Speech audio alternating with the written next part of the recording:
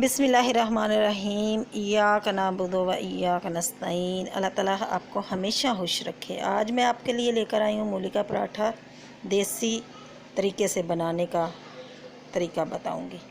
जिसके लिए 2 अदद मूली ली है, इसको अच्छे से धो के छील लिया और इसके जो नरम नरम पत्ते अंदर से वो भी निकाल लिए, उनको भी अच्छे से धो के रख लिया।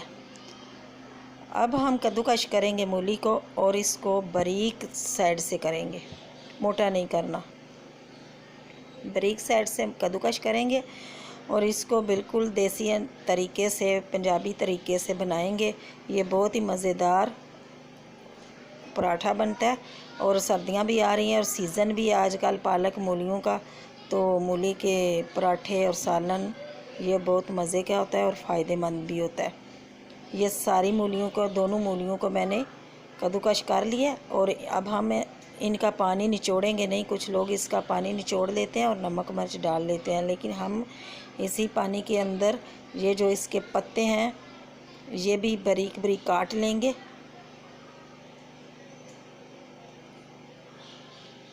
ये पत्ते बारीक बारीक काट लेंगे और हम इसी पानी में इसको खुश्क करेंगे और चूल्हे की मदद से करेंगे। आप चाहें तो आप ऐसे ही इसका पानी निचोड़ के इसमें के नमक मिर्च डाल के तो रोटी में लगा सकते हैं, वो भी पराठा बहुत मज़े का होता है। लेकिन आज हम इसमें पत्ते भी इसके शामिल करेंगे और ये जो हरी मिर्चें पड़ी हुई हैं 3 से 4 अदद, ये भी बारीक बारीक आप चाहें तो चॉप कर लें या चाहें तो बारीक बारीक काट लें। ये बारीक बारीक काट के इसमें शामिल करेंगे।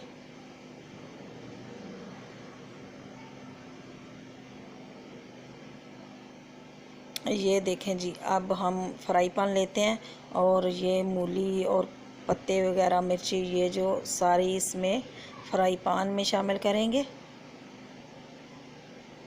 और इसमें आप अपने टेस्ट के हिसाब से सूखे मसाले शामिल करेंगे और मसाले से बराए नाम जाते हैं।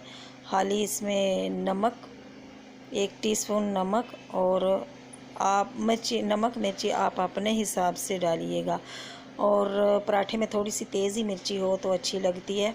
अब हम इसको 2-3 चम्मच इसमें ऑयल शामिल किए और इसको हम चूल्हे के ऊपर रखते हैं और आंच, हल्की आंच पे इसका देखें पानी भी खुश्क कर लिया। अब ज़्यादा तेज़ आंच नहीं करना और ज़्यादा हल्की भी नहीं रखना, मतलब पानी हमें इसका खुश्क करना है। ये पानी सारा खुश्क हो चला चुका है। अब हम इस बोल में डाला और इसको ठंडा किया।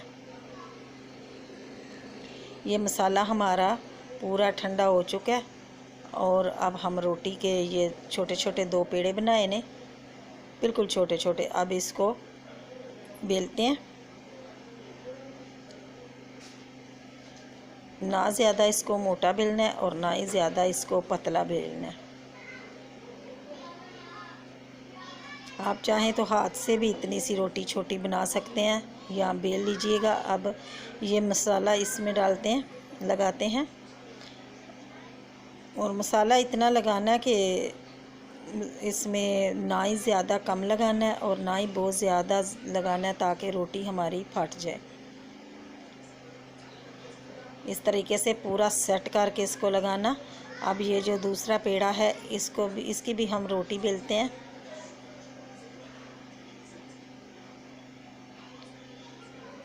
इतनी बेलनी है कि जितनी ये बेली हुई है इसके बराबर आ जाए। अब हम ये रोटी इसके ऊपर लगाएंगे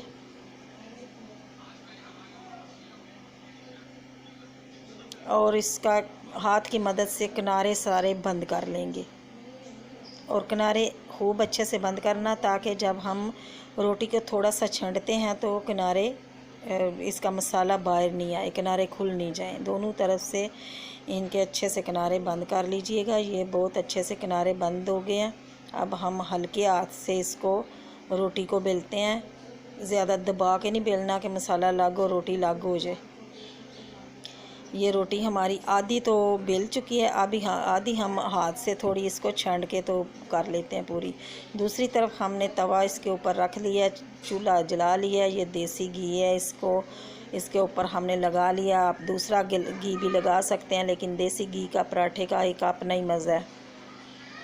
अब ये थोड़ी सी छांट के और पराठा हमने ऊपर डाल दिया। माशाल्लाह बहुत प्यारा और बहुत खस्ता पराठा बना है।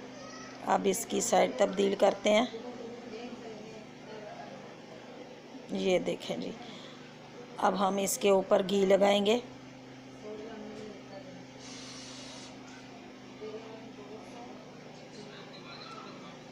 चलिए जी, अब इसको बस घी लगा लिया है तो इसको उलट पलट करके ज़्यादा जलाना नहीं है और आंच इसकी हल्की रखना, ताकि तेज़ आंच होगी तो आटा कच्चा रह जाएगा और रोटी हमारी जल जाएगी। हल्की आंच पे देसी घी का पराठा आप बनाएं और खा के मतलब आप खुद ही बोलेंगे कि माशाल्लाह बहुत अच्छा पराठा बना है।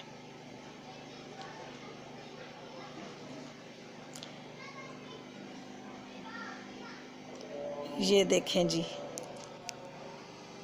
माशाल्लाह देखें कितनी प्यारी इसकी रोटी की लुक आप देखें। ये देखें दूसरी तरफ से भी और ये सीधी तरफ से भी, बहुत ही प्यारा और मज़ेदार पराठा बना। आप चाहे तो दही के साथ खा लें, चाहे तो चाय के साथ खा लें, चाहे तो ऐसे ही खाएं। अल्लाह ताला आपको अपने हिफ्ज़-ओ-मान में रखे। दुआओं में याद रखना। अल्लाह हाफिज़।